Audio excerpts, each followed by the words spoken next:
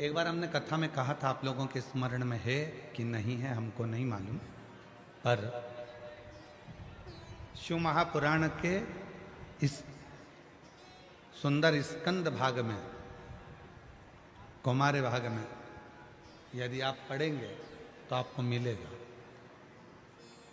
शिव जी पे चढ़े हुए जल का आचमन जो व्यक्ति रोज करता है उसकी वाणी सत्य होना प्रारंभ हो जाता है। शंकर भगवान के बेल वृक्ष की, बेलपत्री का अगर कोई वृक्ष है तुम्हारे घर में, बेलपत्री का यदि कोई पौधा है, बेल वृक्ष है तुम्हारे घर के अंदर, तुम्हारे घर के बाहर कोई बेलपत्री का पौधा है, कोई मंदिर के बाहर बेलपत्री का पौधा है या बेलपत्री का वृक्ष है, कोई व्यक्ति यदि दुनिया के लोगों ने कह दिया कि तुम्हारी प्रॉपर्टी का ये केस चल रहा है, जमीन का ये केस चल रहा है और ये निपट नहीं रहा, तुम्हारे प्लाट पर, तुम्हारी जमीन पर, तुम्हारी दौलत पर, किसी चीज पर किसी ने अपना हक जता दिया, कोई केस चल रहा है, कानूनी कार्रवाई चल रही है, अगर वो व्यक्ति प्रतिदिन बेलपत्री के वृक्ष के नीचे जाकर एक लोटे में थोड़ा सा जल लेकर 3 बार उस जल को थोड़ा थोड़ा कर कर छोड़े और उसी बेलपत्री के नीचे की मिट्टी को अपने मस्तक पर चंदन की तरह लगाना प्रारंभ करे, 1.5 से 2 महीना कर कर देख ले, उसका केस धीरे धीरे सुलझना प्रारंभ होता है और उसे विजय प्राप्त होना।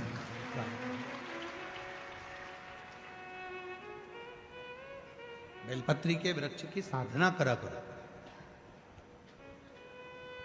कभी कभी करा करो तुम। माताओं से मेरा निवेदन और मेरी जीजियों से, जीजाओं से, मेरी बेटियों से, बेटाओं से, मेरे बुजुर्ग माँ बाप से निवेदन करूं, बेलपत्र के वृक्ष की साधना फल जरूर देती है।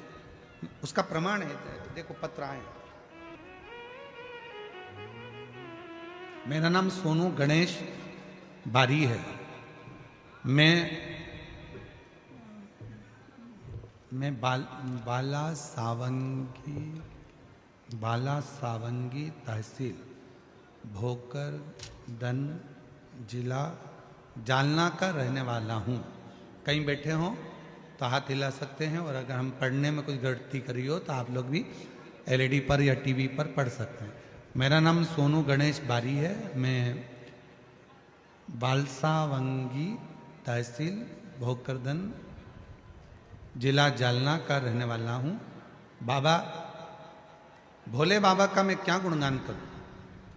मैंने अपनी नौकरी के लिए बहुत प्रयास किया लेकिन मेरी नौकरी नहीं लगी। मैंने अपनी नौकरी के लिए बहुत प्रयास किया पर लेकिन नौकरी नहीं लगी। तब मेरी माताजी ने मेरी नौकरी के लिए पशुपतिनाथ का व्रत 2 बार किया और मुझसे कहा कि तू बेलपत्री के वृक्ष के नीचे जाया कर, वहां के जल चढ़ाकर मिट्टी को मस्तक से लगाया कर, तुझे विजय प्राप्त होगी। मैंने भी वही कर्म चालू करा और बाबा की कृपा से आज मेरी नौकरी मिलिट्री में लग गई है। मैं सरकारी पद पर नियुक्त हो गया हूं। बाबा को प्रणाम करने के लिए आया। एक पत्र और देखिए। सीताबाई उत्तम गायकवाड़, मैं बिप्री बूटा पाचोरा जिला जलगांव की रहने वाली हूँ। कहीं बैठी हो तो हाथ हिला सकती हैं और बेलपत्र लेने के लिए आ सकते, जिनके पत्र पढ़े जा रहे हैं वो आ सकते हैं। सीताबाई उत्तम गायकवाड़ में बिप्री बूटा पाचोरा जिला जलगांव की। मेरा बेटा 2 साल से पुलिस की नौकरी के लिए अप्लाई कर रहा था पर नहीं हुआ, फेल हो जाता था, परेशान हो गया। तब मैंने अपने बेटे से कहा कि वो सियोर वाला बाबा कहता है, प्रदीप मिश्रा जी शिव पुराण सुनाते हैं और सभी परेशानियों का हल 1 लोटा जल बताते हैं, तू कर। 1 लोटा जल लेकर जा, थोड़ा जल शिव जी को चढ़ाकर उसमें से थोड़ा जल बेलपत्र को चढ़ा। मैंने बेटे ने वही करना प्रारंभ करा। श्री शिवाय नमस्तुभ्यम का जप चालू किया और 1 लोटा जल चढ़ाकर मैं अपने बेटे को भी दे देती थी जलाचमन करने को और मेरा बेटा भी जल चढ़ाता था। आज बाबा की कृपा ऐसी हो गई, मेरे बेटे की सरकारी नौकरी 8/2/2025 को मुंबई पुलिस में मेरे बेटे का सिलेक्शन हो गया। मैं बाबा को यहाँ प्रणाम करने के लिए आई हूँ। अगला पत्र है सो पुष्पा कैलाश नेरकर, नासिक नसीराबाद तालुका जिला जलगांव से आई हैं। मेरा मोबाइल नंबर ये है। बाबा 2013 से रोज मंदिर जाती हूँ, बाबा को प्रणाम करती हूँ, पर कथा के बारे में इतना नहीं जानती थी। आज बाबा की कृपा से शिव जी को पहचानने लगी, बाबा को अपना बाप मानने लगी। मेरा बेटा मेघराज नेरकर स्टेनोग्राफर के पद पर है। बाबा कई बार तैयारी करता था सरकारी नौकरी के लिए। 2014 से मेरा बेटा सरकारी नौकरी की परीक्षा दे रहा है, पर नहीं हुआ। तब मेरे बेटे ने हार मान ली। मैंने 2022 में पहली बार आपकी कथा सुनी और अपने बेटे से कहा कि वो सियोर वाला बाबा कहता है कि मेहनत को 4 गुना करो, परिश्रम बढ़ाओ, रात दिन एक कर दो। मेरा बेटा सुबह 4 बजे उठता, शिव जी के मंदिर जाता, जल चढ़ाता, पार्थिव शिवलिंग का पूजन करता और खूब पढ़ाई करता। आज मैं बाबा को धन्यवाद देने के लिए आई हूं कि मेरे बेटे का 2024 का रिजल्ट आ गया और पुणे के हाई कोर्ट स्टेनोग्राफर के पद पर मेरा बेटा सिलेक्शन हो गया। मैं बाबा को यहाँ धन्यवाद देने के लिए आई हूँ, बाबा को निवेदन करने के लिए आई हूँ। शिव तत्व किसको कहते हैं? एक पत्र और है। मेरा नाम कविता अंबादास बसाने, पति का नाम अंबादास लक्ष्मण दास बसाने, गांव एरंडोल, जिला जलगांव से आई हूँ। बाबा मेरे 2 बेटे हैं, सूरज और स्वप्निल। दोनों की सरकारी नौकरी नहीं लग रही थी।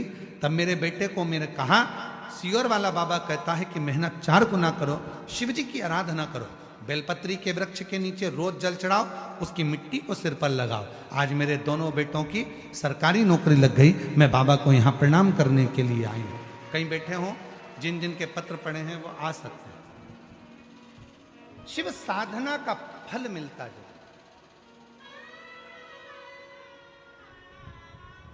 हम कई बार कहे हैं मेरी जीजियों से, मेरे जीजाओं से, बेटियों से, बेटाओं से, मेरे बुजुर्ग माँ बाप से, कुछ मत करो तो बेलपत्री के वृक्ष के नीचे भी आप लोटा भर के जल लेकर जा रहे हो तो 3 बार थोड़ा थोड़ा सा जल शिव जी को चढ़ाओ, और चढ़ाया हुआ जल जब गिर जाए तब थोड़ी सी मिट्टी को सिर पर लगाओ।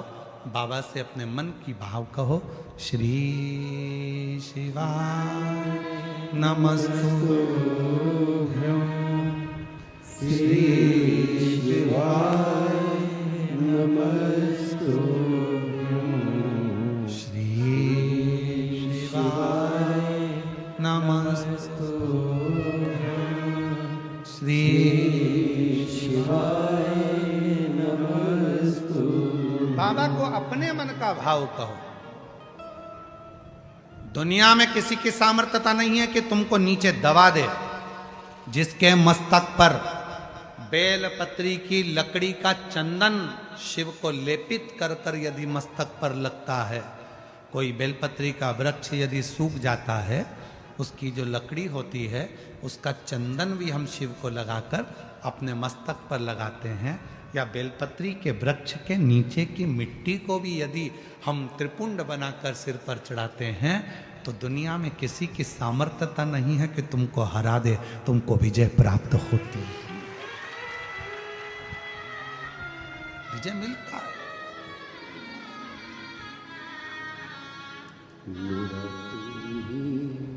तो हम जिसे हर दर्द कहता हूं। किसी की सामर्थ्यता नहीं हो सकती।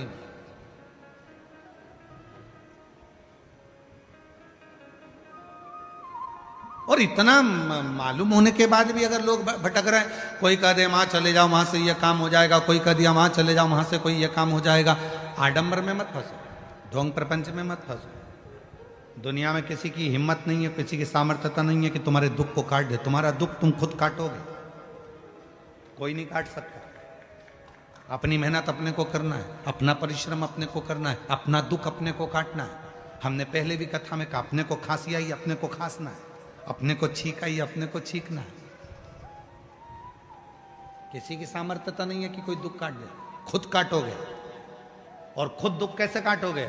एक लोटा जल, बोल बम का नारा है, श्री शिवाय हार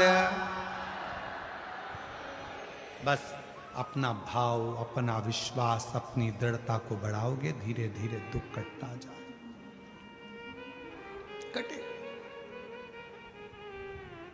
वाणी सिद्ध हो जाती है।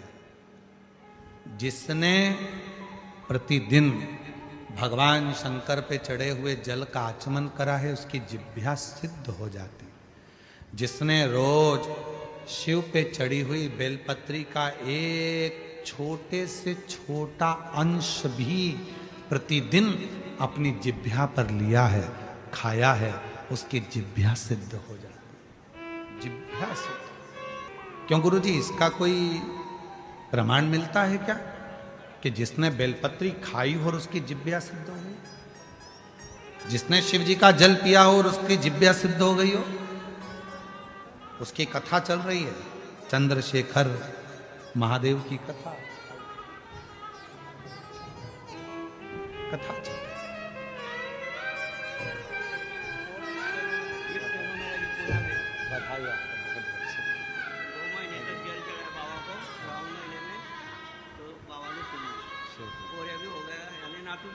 हम बधाई। बाबा जी कह रहे हैं, मेरे बेटे का जॉब सरकारी नहीं लग रहा था, पुणे की कोर्ट में स्टेनोग्राफर के पद पर नियुक्त हो गया। बाबा ने जेब भी भर दी और मेरी बहू की गोद खाली थी, वो गोद भी भर दी। बाबा ने शिव पर चढ़े हुए जल पीने से जिह्वा सिद्ध हो जाती। हमें सिद्ध करने का कोई मंत्र नहीं आता, हमें कोई साधना नहीं आती, हमें कोई व्रत नहीं आता, हमें कोई तप नहीं आता। लोग कहते हैं इस मंत्र को सिद्ध कर लो, लोग कहते हैं रुद्राक्ष को सिद्ध कर लो, लोग कहते हैं इसको सिद्ध कर लो, लोग कहते हैं उसको सिद्ध कर लो। हम कहते हैं कुछ मत करो, शिव जी पे चढ़े हुए जल को पीना प्रारंभ करो। रोज शंकर जी पे चढ़े हुए थोड़ा सा जल आचमन करना प्रारंभ कर दो। प्रतिदिन एक दिन भी खाली नहीं जाना चाहिए। एक ना एक दिन तुम्हारी जिह्वा सिद्ध हो जाएगी। तुम जिससे जो कहोगे वो अपने आप काम होना प्रारंभ हो जाएगा। जिह्वा मेरा तू ही तो हमदर्द है, जिसे हर दर्द कहता है। मेरा तू ही तो हमदर्द है, जिसे हर दर्द कहता है। जिह्वा सिद्ध हो। रोज प्रतिदिन का नियम करो कि मुझे बेलपत्र अपने मुख में एक अंश मतलब जरा सा, जरूरी नहीं कि पूरा पत्ता खाओगे। हम तो कहते हैं कि बिल्कुल एक छोटी सी बिंदी होती है ना, उस बिंदी के बराबर भी जरा सी बेलपत्र भी अगर शंकर की चढ़ी हुई तुम्हारे मुख में जा रही है, समझ लेना तुम्हारी जिह्वा एक दिन इतनी सिद्ध हो जाएगी कि तुम किसी को कुछ कहोगे और वो बात पक्की हो जाएगी। उसकी सिद्धता, शंभु शंभु शंभु, वो सिद्ध होती।